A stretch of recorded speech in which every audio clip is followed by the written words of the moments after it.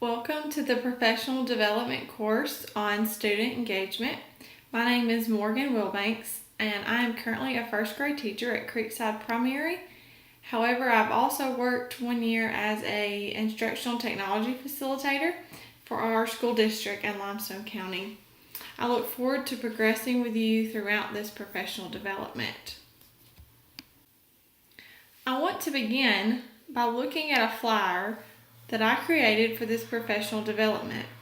I wanted to bring your attention to the 4 principles of adult learning. Knowles provides us 4 ideas about adult learning that I encourage you to keep in mind while we progress through this professional development. Try your best to stay involved in the process. Don't be scared of making mistakes. It's good experience. Try to make the information relevant to you and keep what we are doing problem-centered. Let's begin this course and become 21st century learners together. As we begin, let's keep in mind some group norms. I want everyone to ask any questions when they come to mind, engage in our learning, and have an open mind about the content. It is also important to be brainstorming new ways you will be able to utilize what you learn through this course. Your district will expect to see new information integrated into your classrooms. So let's keep these things in mind as we progress. Let's begin by looking at our learning objectives. Our learning objectives are that you teachers will show understanding of the importance of implementing student engagement and student engagement strategies to your lesson planning and as it relates to student learning. So at the end of this, I will have a lesson plan template for you to show mastery of this objective to create a lesson around student engagement using some of the strategies that we will talk about today. And teachers will show mastery through the creation of adding student engagement strategies into their lesson plans, which is what we will do in the end. Let's begin with a learning target. In any lesson for children or adults, it's crucial that you grab their attention. This, in my opinion, is one of the first steps in student engagement. Our learning target is, what is student engagement to you? Let's all collaborate together on a Padlet to collect some ideas.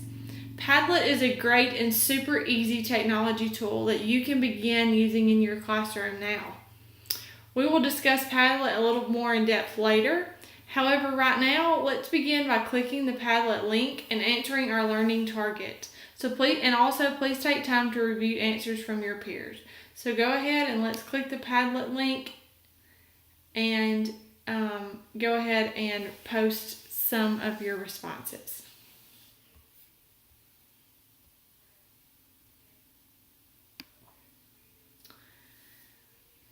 Okay, we will come back to our learning target, to our answers. I wanted just to get you engaged and get you thinking, and that was a good way to collaborate our thoughts. So what does the district expect from me, from you? So as a teacher, here are a few things we're going to talk about. We're going to look at different aspects of twirl. This is one way for us to get students engaged. We're going to look at all 5 aspects of twirl. Turn and talk is another strategy that can be used in any grade to get students engaged and to show engagement. And then, of course, we're going to talk about some technology tools. While creating this professional development, I wanted to think specifically at what our district, Limestone County, expects from our teachers, from us. So, of course, student engagement is a hot topic right now, so I hope to give you a few new, fresh ideas, as well as clarify what our central office staff will be looking for. We'll be discussing all aspects of twirl, again, the turn and talk and technology tools. So what is student engagement? Okay, we touched on this when we were talking about our learning objective, or learning target. So some of you may have listed some things in my is not column. So I want you to think about what you listed and how maybe you would even go back and revise your answer. Now that we've had time to reflect and think, let's talk about specifically what it is and is not. Student engagement is one of those topics that elementary and high school teachers often disagree on. This is the part where I want you to keep an open mind, whether you're high school or elementary.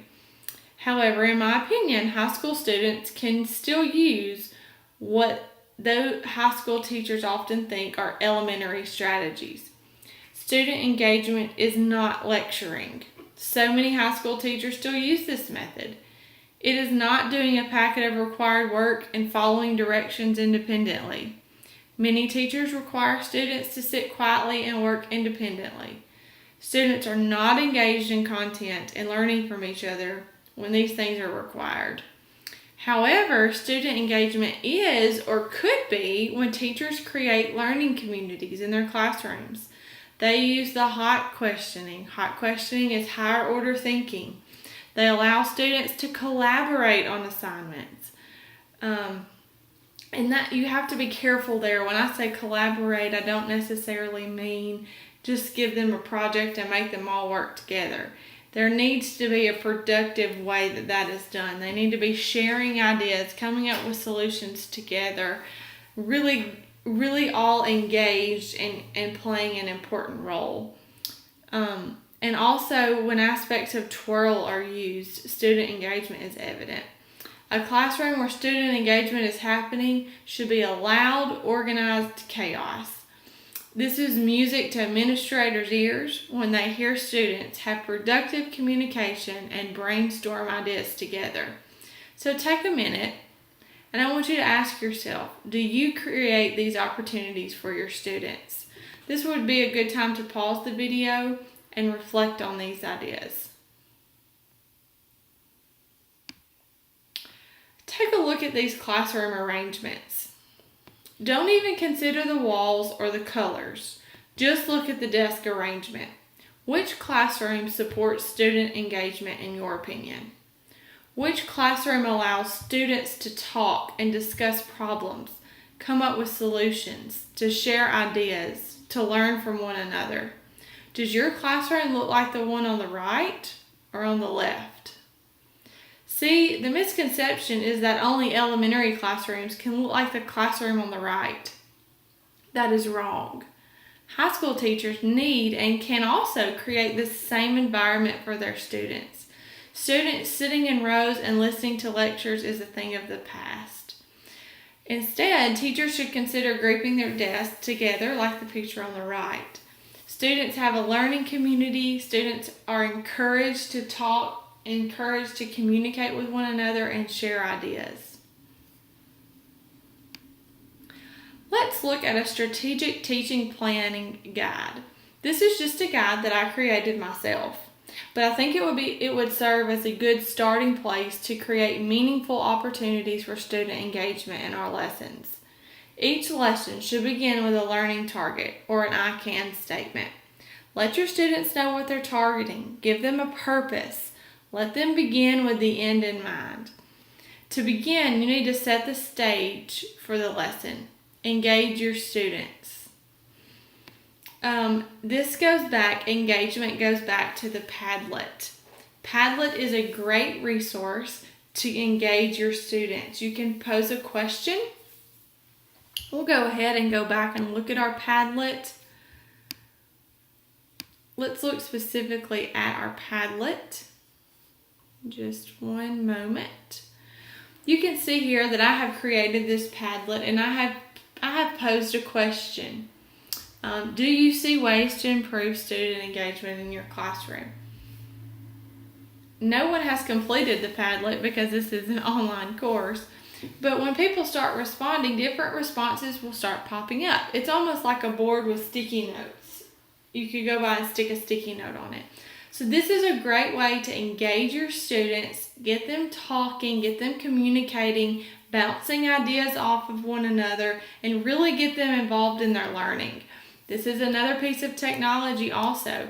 So here you're getting your students engaged, they're collaborating, and you're using technology. So Padlet is such an easy tool. You can sign up for free and you can pose your question. It really takes all of 30 seconds. So, however, your essential question, your learning target, your I can statement does need to be something that is pre-planned, that is pre-thought out and planned into your lesson. However, making the Padlet takes only seconds. Okay, let's go back. So teaching our before strategy, setting the stage. This is a good way to start your student engagement. Now, number 2, during strategy, you want to allow your students to be engaged in the content. Examples like having student discussion, collaboration, things like I do, we do it together, y'all do it, and then you do it, is a good way to read your students to see if they're able to master something at the you do stage. But you're also creating the engagement, the we do, the y'all do. And finally, the biggest one I'm going to talk about here in just a few minutes on the next slide is the twirl aspect. It is an acronym that stands for talk, write, investigate, read, and listen. If you can incorporate all 5 of these into a lesson, then your students should be engaged. If they're talking, writing, investigating, reading, listening, then they should be engaged. We are going to watch a video specifically and look for different aspects of twirl. So it's as simple as thinking, are the students talking to each other? Are they writing? Are they investigating? Are they questioning? Is what I like to think when I think investigate. Are they reading? Are they listening? Well, if they're talking, then they're listening. So I want you to start thinking about those things. In just a few minutes, we're going to pull out a graphic organizer and watch a video together to see if students are doing those things. And then finally, the last part of a good teaching plan to have students engage is the after strategy, which would be assessing your students. You need to have some sort of formative assessment to collect their learning and to drive your instruction in the future. So once again, I want you to think about the twirl. We're ready to go into twirl. So are your students doing each aspect? And if you can't get each aspect of twirl into your lesson, I would say that's understandable, but you should strive to get each aspect, or at least I would say 3 out of 5. Okay, so once again, in just a moment, we're going to pull out a graphic organizer, and I want you to watch the following video and ask yourself, are these students talking to each other? Are they writing, investigating, which is questioning? Are they reading, or are they listening? And I want you just to jot down some notes on your T-chart. I want you to write down on the left side different aspects of twirl that you see, and on the right side, I want you to write specifically how you see them engaged. What do you see happening? Just jot down yourself some notes. So go ahead and pull out this T-chart, this graphic organizer, and we're going to watch the following video. And I want you to start making notes on different aspects of twirl. All right, guys, we're going to be working a little bit with comprehension today. And I want to start off by telling you our learning target. The learning target for our lesson today is I can use details to explain a text. I can use details to explain a text. The first thing we got to ask ourselves is, what is a detail? Well, a detail is just a fact or opinion that helps us understand something. So our learning target is to use details to explain a text, and those details are just fact or opinions that help us to understand something. So that's what we hope to do by the time that we get through with our short lesson day. The first thing I want us to do is I want you to look at the book. The book that we're looking at today, we're going to be reading today, is A Day in the Senate. I thought this was a very interesting book because we just finished with a Senate race. So I thought it would be something that would be sort of around our current events. So the name of the book is A Day in the Senate. If you turn over to the next page, it tells us about the chapters in the book. We've got 3 chapters in the book, but probably today we're only going to be dealing with the first chapter. So turn on over. Under your book, you should have a graphic organizer that I made for you. So go ahead and look at the graphic organizer. You're going to need your graphic organizer, and you're going to need your pencil, all right? You notice the graphic organizer is done by page. I've got page 2, page 3, page 4, and page 5. So we're going to go through this book and dissect this book using our learning target of using details to explain the text. So the first thing that I want us to do, I want us to look in our book on page 2. All right? It says, meet a senator. I'm going to read to you. I want you to follow along as I read. And I'm going to explain to you how I want us to do our lesson today. All right? So everybody looking at the text, not at me. So meet a senator.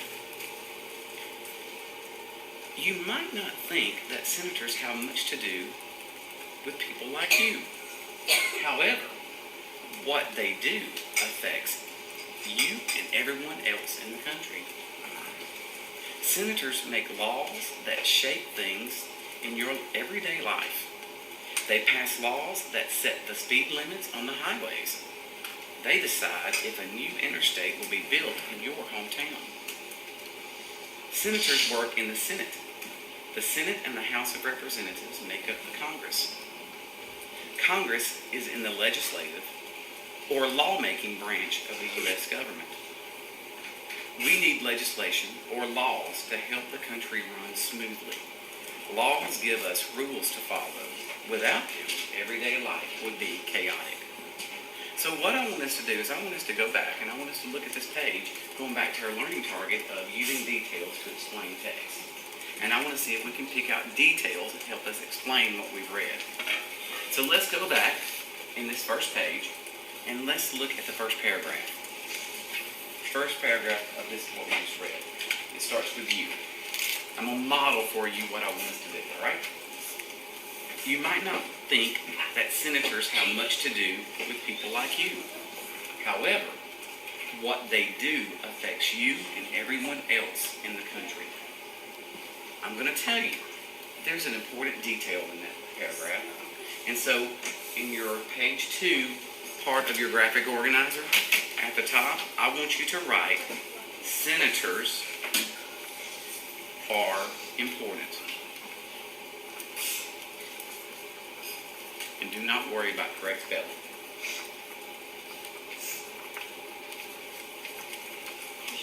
Senators are important.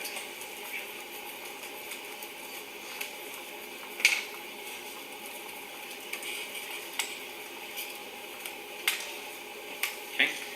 Paragraph, I'm reading the second paragraph. Senators make laws that shape things in your everyday life. They pass laws that set the speed limits on the highways. They decide if a new interstate will be built in your town. Well, you know, there's an important detail there. So I want us to write, they make laws.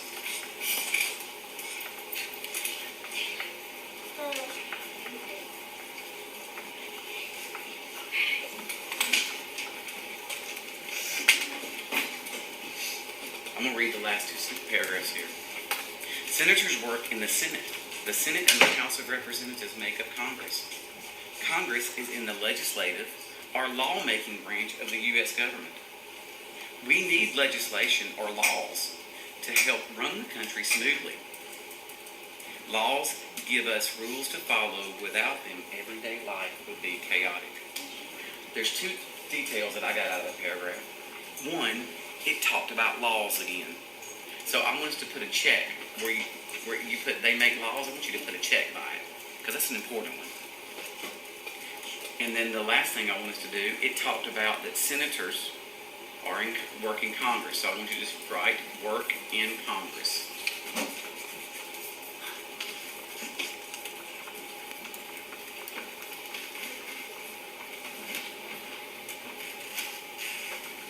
Okay, and then they work in Congress.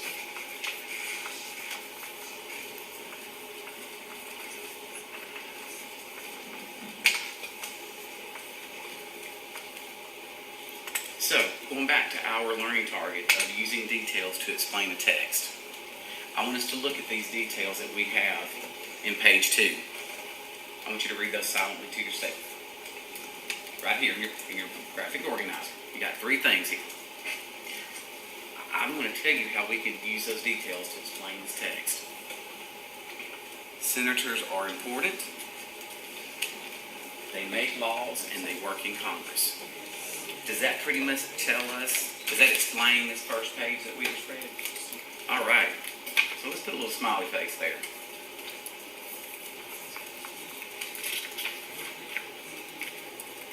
Okay, now let's look at page 3.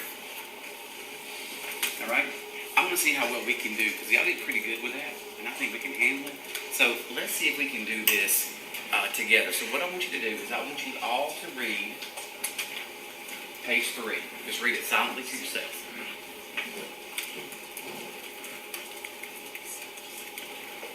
So now let's go back, and I want you to, with your partner, I want you and your partner to reread paragraph 1. When you reread paragraph 1, I want you and your partner to discuss what is an important detail from that paragraph.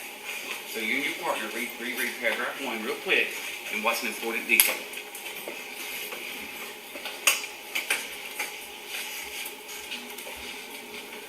You may need to talk with your partner.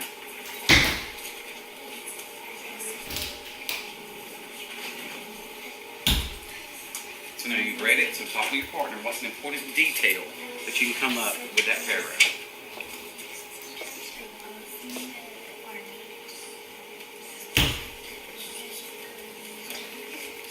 So talk to your partner.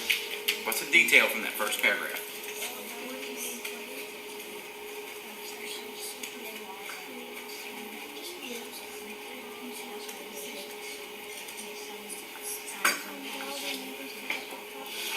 All right, I heard it. So we're in our paragraph 3 of our graphic organizer, page 3. You tell me, what did you tell me that the idea, the detail from that paragraph? Laws. Senators make laws to fix problems. You were right.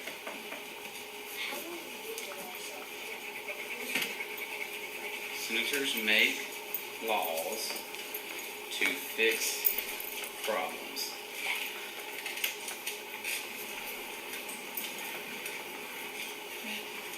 Senators make laws to fix problems.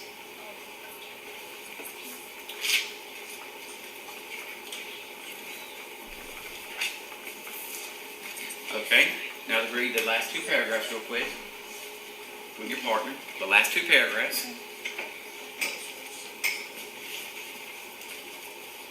I'm sorry, I may have gone a little bit too fast for you. Okay, read the last 2 paragraphs on this page. And when you finish with those 2 paragraphs, look at me around there. All right, now I want you and your partner to discuss. There's 2 details. I want you to see if you can come up with the 2 details that I'm looking for from those 2 paragraphs. So talk with your partner. What are the 2 details that we want to bring out from those 2 paragraphs?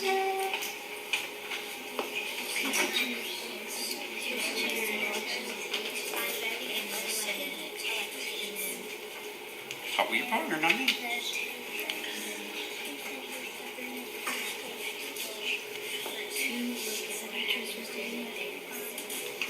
Talk with your partner, not with me.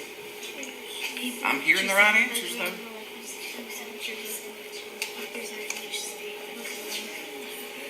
Okay, let's come back together here. I heard a lot of right answers.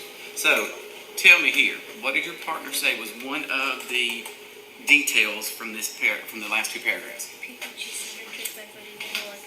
Okay, so I want you to put, I'm going to give you a word here. We elect senators.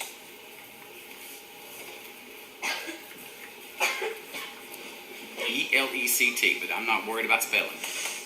That means we go to the polls and we elect them. We cast a ballot for them. We elect senators. Now there's one other big detail from that last 2 paragraphs. Can you tell me what's another big detail from that paragraph? We elect them, but then how many are from each state? Look back. 2 senators. We have 2. Each state has 2. So just put 2 senators from each state.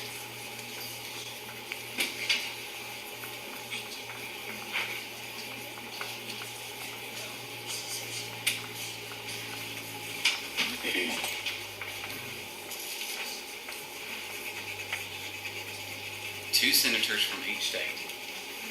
Now, going back to our learning target of using details to explain a text. All right? I want you and your partner, I want y'all to talk about what you wrote under page 3. Just page 3. And I want to see if you and your partner can come up with details to explain what you read. Talk with your partner, not me.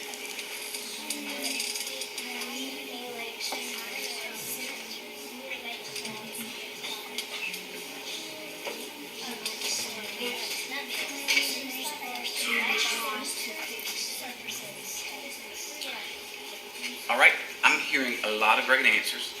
What did you and your partner say was your details to explain the text? How did you explain it? Senators can solve problems.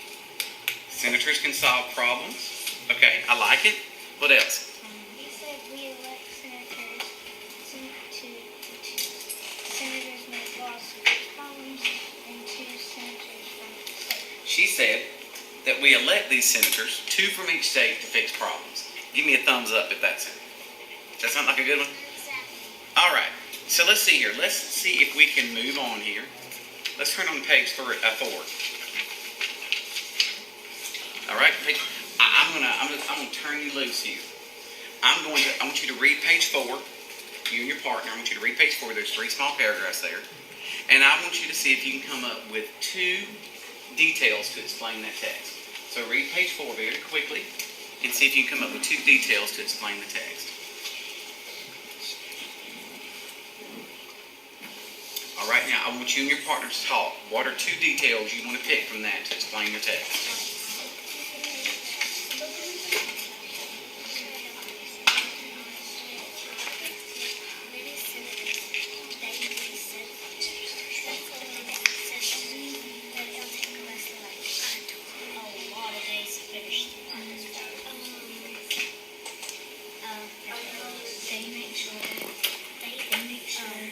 Senators know where to be and what they need to do. Their staffers make sure the senators know where to be and what they need to do. Okay, now that you're talking, under page 4 of your graphic organizer, I want you to write your 2 details very quickly. Our time is coming to a close.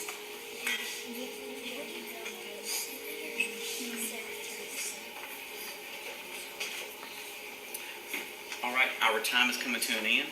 This is what I heard you say, and give me a thumbs up if this is something you said. I heard some of you say that senators have meetings. Give me a thumbs up if you said senators have meetings. I know I heard it. I heard someone else say senators help people. Give me a thumbs up if you say that. You said meetings. I knew I heard it. And then I heard someone say that staffers help senators. Give me a thumbs up. Okay? So, now, talk to your neighbor, talk to your partner real quick. I want y'all to talk about, if you wanted, going back to our outcome of using details to explain a text, how would you explain what you just read? In 1 sentence, how would you explain what you just read? Talk to your partner real quick. Y'all talk real quick. How would you explain what you just read using your details? Just this page that we just read.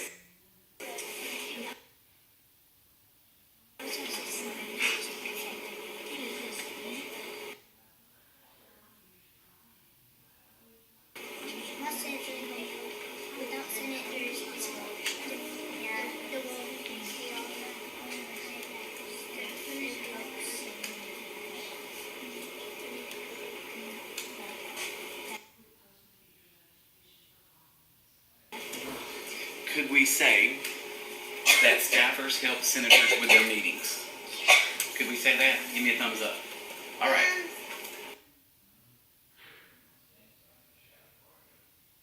So, remember our learning target today was to use details to explain a text. Were we able to use some details from our story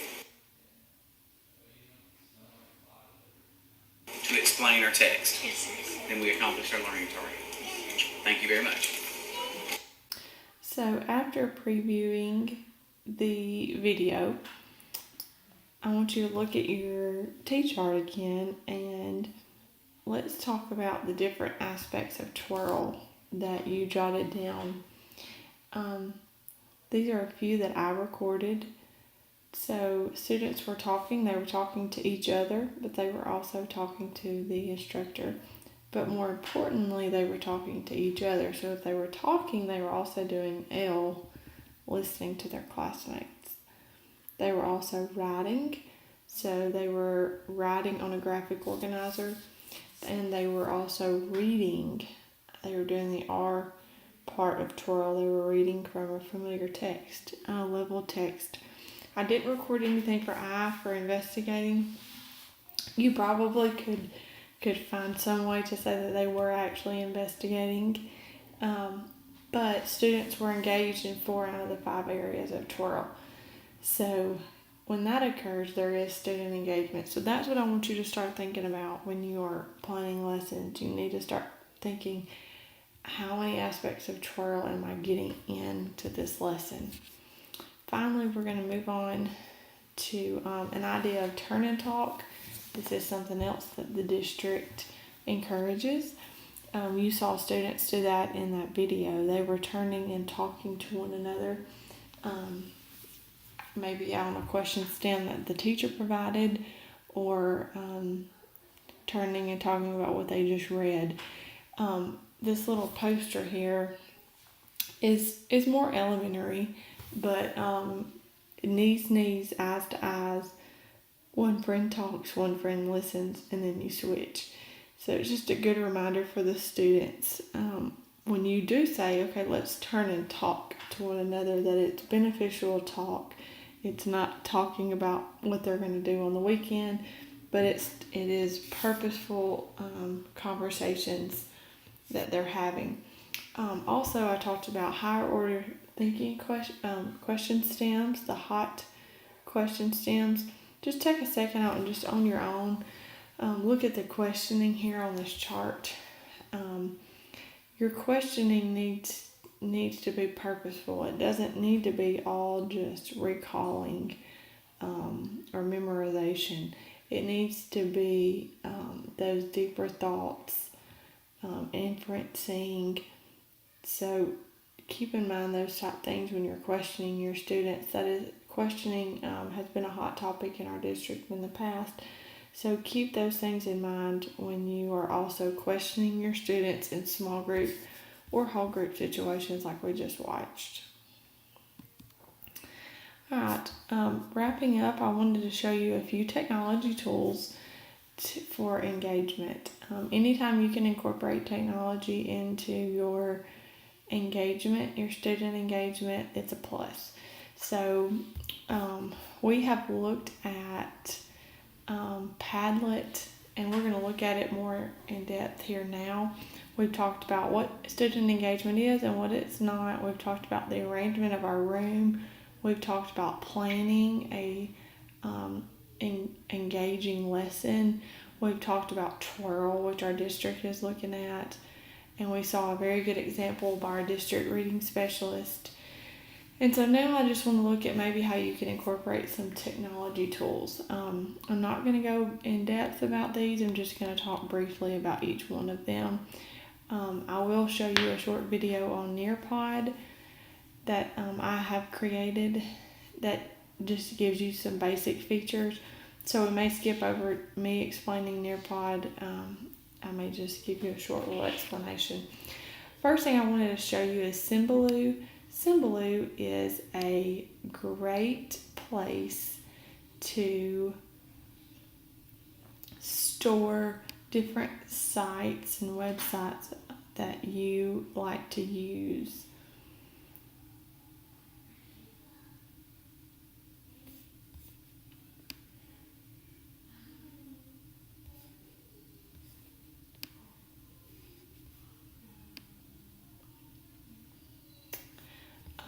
Also, back channel chatting is something you should check out. It is a place where students can chat along with a discussion, or if you are doing some form of lecture, they can discuss and talk about the content. It can be monitored, of course, so they're not chatting like they do on Facebook. And then Padlet is also a good place to do essential questions, learning targets, a way to engage your students. So use this as a resource. If you click these are all direct links to these websites. You can sign up and use them. Let's look at Nearpod a little closer. That's the one I wanted to share with you. Let's watch this short video, and it's just going to give you kind of a brief explanation of Nearpod. And again, this is a video that I have created and embedded into this presentation. The basic features of Nearpod. Nearpod is a great way to implement technology into the classroom. In this video, we are going to look at a few of the basic features of Nearpod.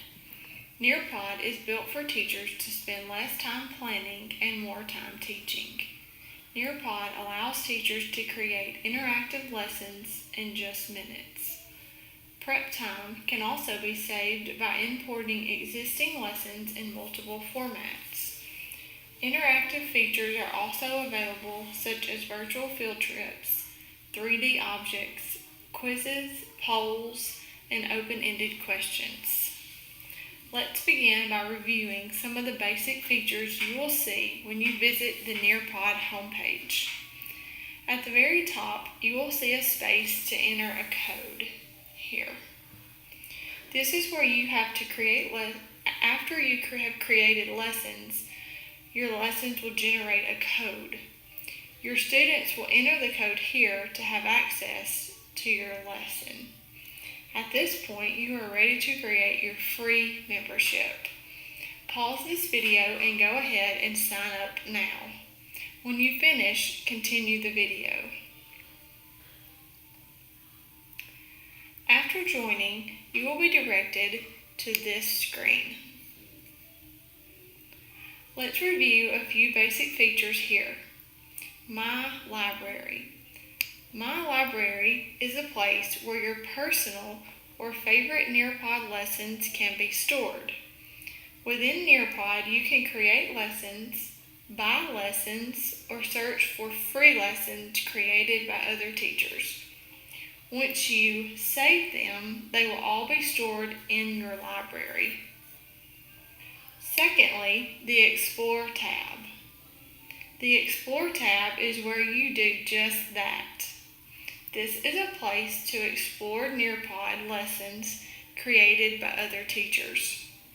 You have the option of searching for lessons using keywords.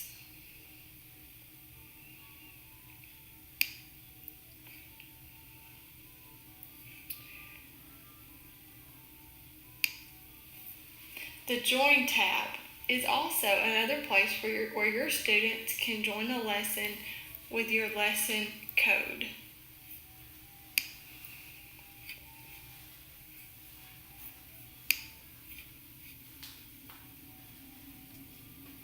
Create is where you can begin to create your own Nearpod lesson.